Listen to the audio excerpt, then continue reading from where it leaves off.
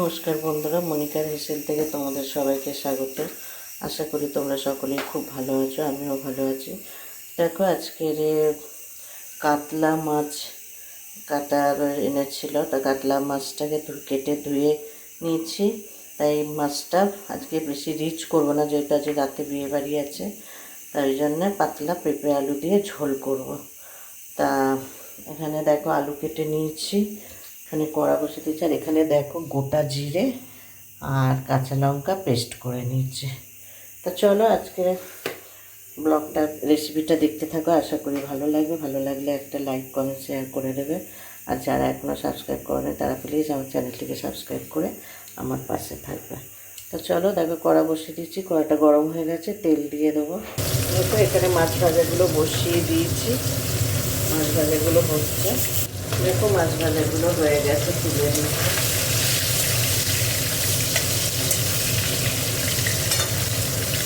আর একটু হবে, দেখো সব মাছ ভাজা হয়ে গেছে। আলুগুলো একটু ভেজে নেবো।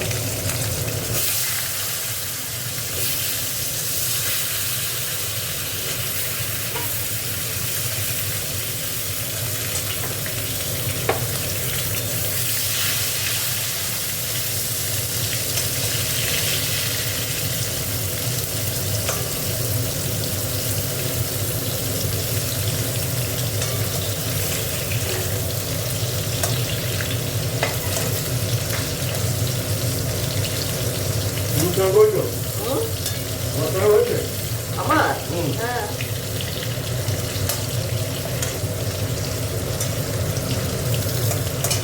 আলুগুলো একটু ভাজা।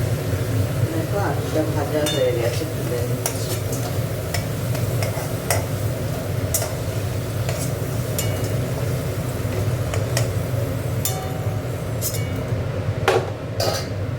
এখানে একটু জিরে ফোড়ন দিয়ে দিচ্ছি, জিরে ফোড়ন দিয়ে দিলাম। আর এখানে দেখো গোটা জিরে আর কাঁচা লঙ্কা পেস্ট করে নিয়েছি, দিয়ে দিচ্ছি।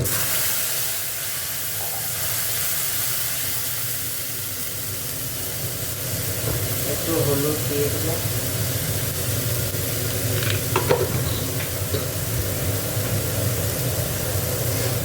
লবণ দিয়ে দিলাম।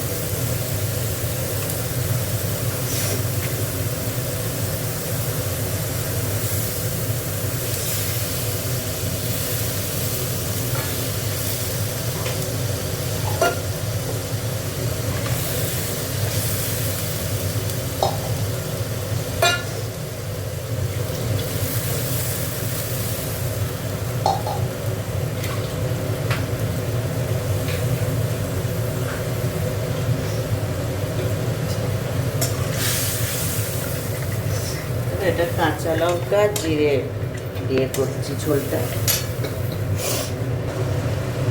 দেখো মশলাটা কষা হচ্ছে, ভালো করে মশলাটাকে কষে নেব।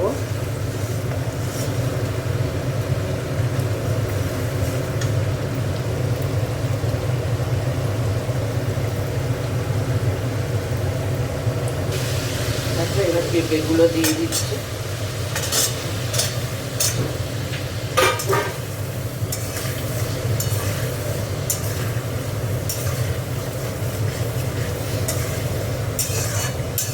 পেঁপেটা দিয়ে একটু কষিয়ে দিই। দেখো আলুগুলো দিয়ে দিচ্ছি ঝোলে।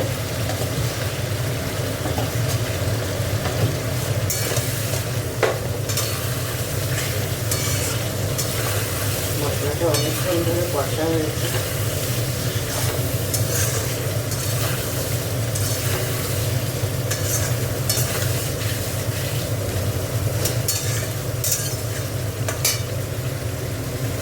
দেখো এবার জল দিয়ে দিলাম।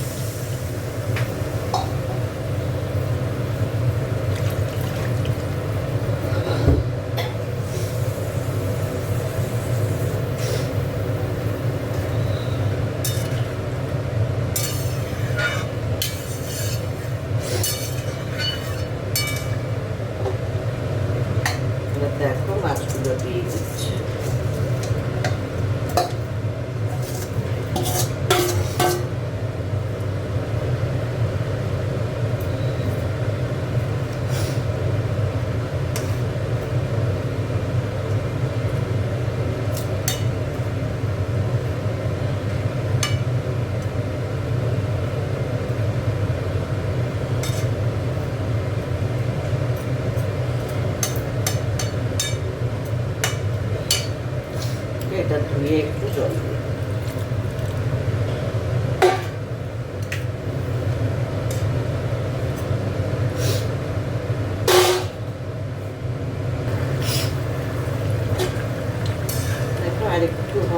পেঁপেটা গলেনি,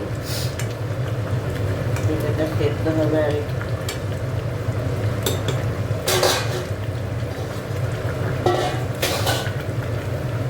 আর একটু হোক। দেখো মাছের ঝোল হয়ে গেছে, পেঁপে টেপে সব গলে গেছে, আলু পেঁপে সব গলে গেছে। তো চলো আজকের রেসিপিটা কেমন লাগলো, ভালো লাগলে তোমরা কমেন্ট করো, লাইক শেয়ার করে দিও। দেখা হচ্ছে পরের পর্বে, ততক্ষণ তোমরা ভালো থেকো, সুস্থ থেকো। চলো টাটা।